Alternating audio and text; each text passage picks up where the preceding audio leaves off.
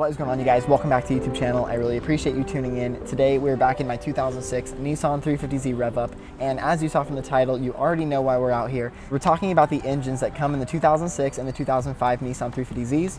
So kind of a little history lesson.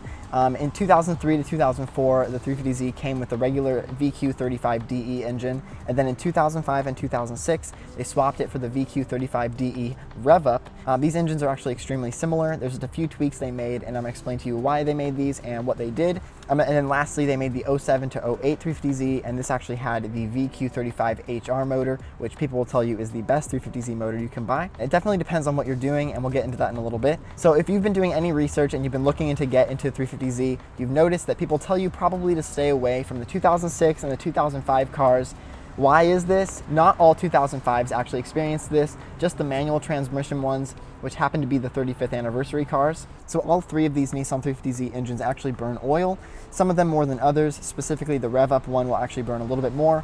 And I will say not all Rev Up engines actually burn a lot of oil. There's just some special ones out there that will burn more than others. So is this game over for pretty much all 05 and 06 cars?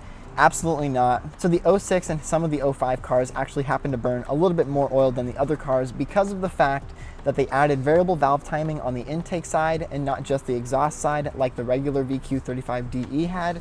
So when they added this variable valve timing on the intake side, I don't exactly know what this does, but I'm assuming it changes some of the pressures inside of the engine and actually brought some of the oil into the combustion chamber through, like, past some of those O-rings. And this basically just results in you having to top off your oil every, week or two. And it's really not that bad. People tell you that this is terrible and that you're constantly having to put oil in these cars.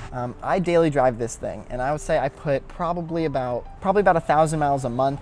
And I put about a quart a month in here, maybe half a quart every 2 weeks. Not bad at all. That's an extra, $5 or $6 a month I end up spending in oil.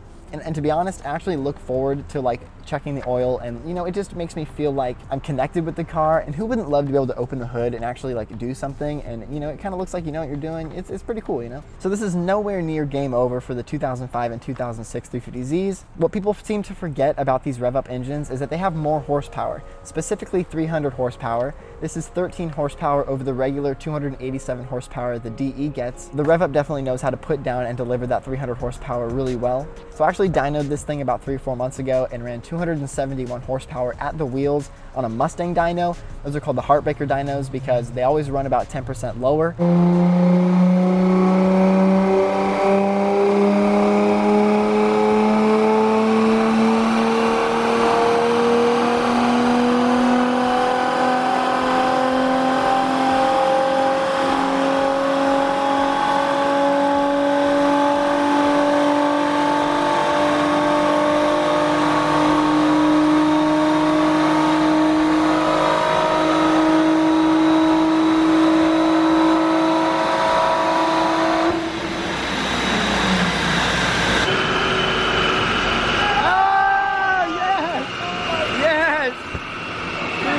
My car is completely untuned. I just have an engine air intake and a muffler delete. So I would say those are actually really healthy numbers for the Rev Up motor. I actually had a poll on my Instagram, and a whole bunch of people said that I was gonna run in the 250s, and I guess that's pretty solid for what the regular DE runs. So at the wheels, that extra 20 horsepower will definitely make a difference on the street. And then once you get the car tuned, you could be talking an extra 30, 35 horsepower if you get a good tune. So it's about once a week I check my oil. I always keep, wait for it.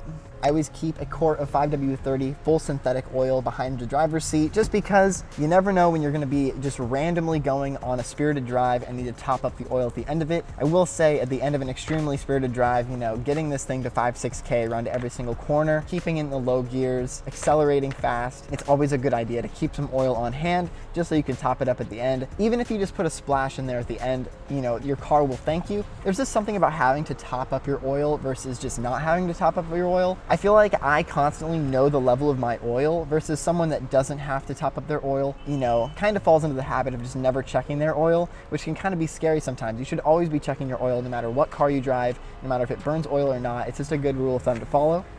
So I explained earlier how when they added the variable valve timing to the intake side, it had a huge play on the oil consumption.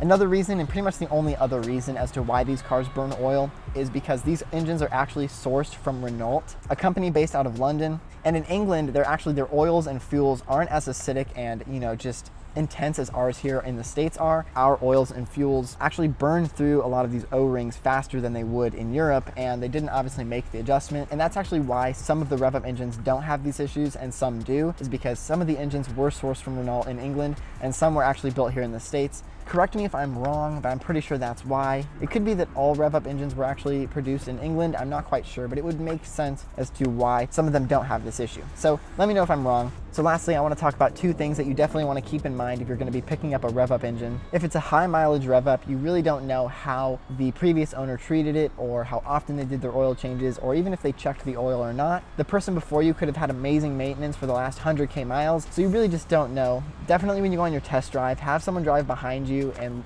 look for like dark, smoke coming out the back, whether it's dark like black or dark blue smoke.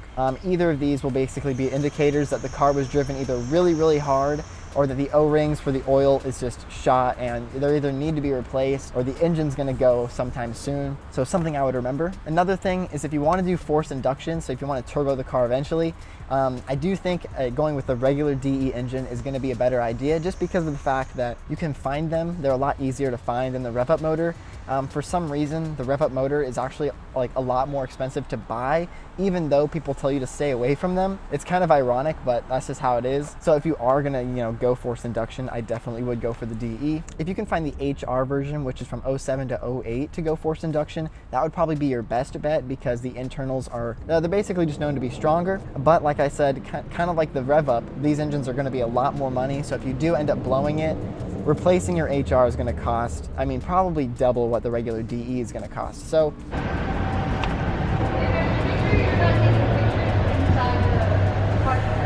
I can't take pictures of the car in here? No. It's just like it's for safety for like terrorism and stuff like that. Can I film just like inside right here? Yeah. Okay. I'll give you a few minutes, but just to let you know, like, outside, alright? Sounds good. Thank you. Of course. All right, so I guess I can't film inside of the parking garage. I guess it's for safety and terrorism. All right, you guys, so let's wrap it up before we get kicked out for literally sitting here talking to a camera. Do I think the 350Z Rev Up engine is a good engine? Absolutely. If you're looking for a 350Z and you found an 06 or an 05 with the Rev Up motor in it, seriously go and look at it. Like, seriously test drive it, bring a friend, have them follow you.